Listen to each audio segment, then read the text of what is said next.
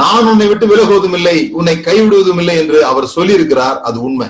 சூழ்நிலையை வச்சு கணக்கு பண்ணாதீங்க கடவுள் உங்களோட கூட இருக்கிறாரா இல்லையான்னு. நம்முடைய ஜபங்கள்லாம் பாருங்க, கேட்டா சொல்லுவோம் ஆண்டவர் கூட தாங்க இருக்கிறாரு அப்படின்னு சொல்லுவோம்.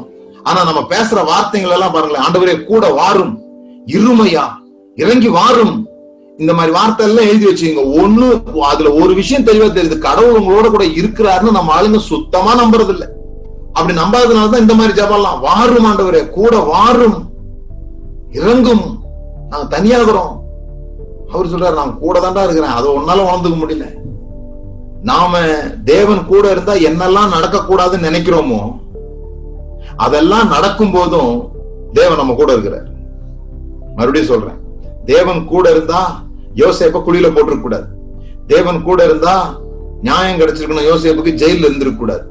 தேவன் கூட இருந்தா அவனை வேலைக்கு வித்திருக்க கூடாது, அடிமையா வித்திருக்க கூடாது. இதெல்லாம் நாம நினைக்கிறோம். ஆனா இது ஒவ்வொன்று நடக்கும் பொழுதும் தேவன் யோசேப்போடு கூட இருந்தார். தேவன் நம்ம நினைக்கிற மாதிரி செயல்படல. சாத்ராக், மேஷாக், ஆபேத்நேகோ நம்மளா தான் என்ன பண்ணிருப்போம், நெருப்புல போட விடாம தடுக்கிறதுக்காக ஜெபம் பண்ணிருப்போம் இல்லையா?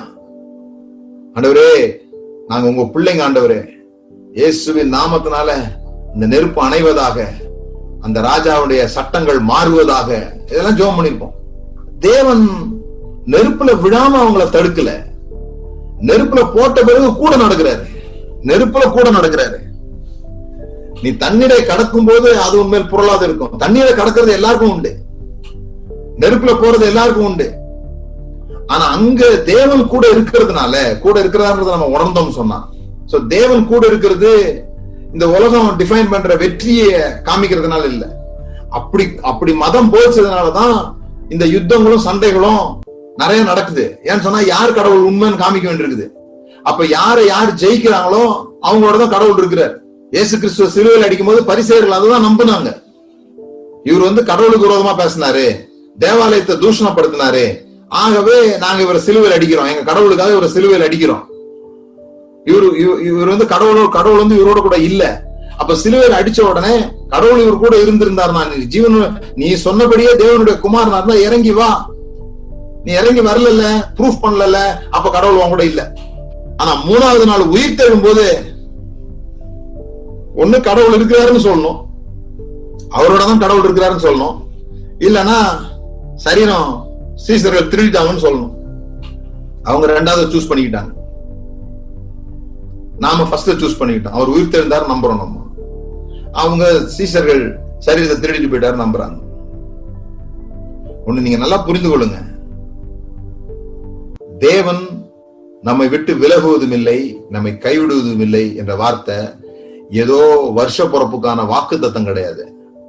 வாழ்க்கையில எல்லா சூழ்நிலைகள்லயும் நீங்க வைத்திருக்க வேண்டிய மிக முக்கியமான ஒரு விஷயம் என்னன்னு சொல்லி சொன்னா, என் சூழ்நிலையை வைத்து தேவன் என் கூட இருக்கிறாரா இல்லையான்னு நானு தீர்மானிக்க மாட்டேன்.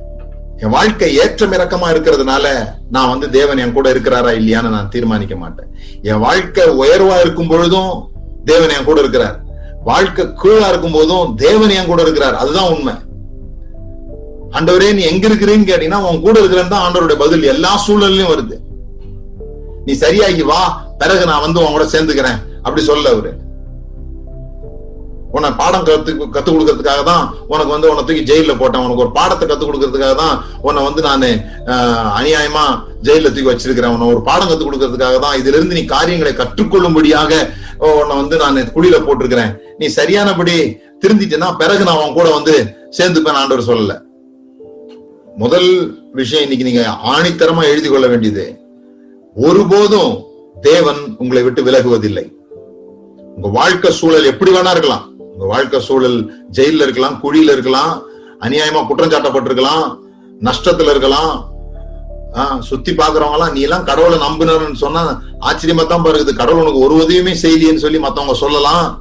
ஆனா உங்களுக்கு ஒரு விஷயம் தெரியணும், ஜெயில இருக்கும் போதும் யோசேப்போடு கூட இருந்த கர்த்தர் இந்த சூழ்நிலையில, இந்த தோல்வி நிலையில, இந்த தாழ்வு நிலையில தேவன் என் கூட இருக்கிறார்.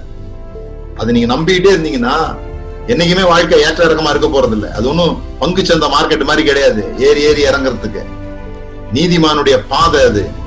அது ஒவ்வொரு நாளும் நடுப்பகல் வரையும் அதிகமாய் பிரகாசிக்கிறது போல பிரகாசிச்சுட்டே இருக்கும்.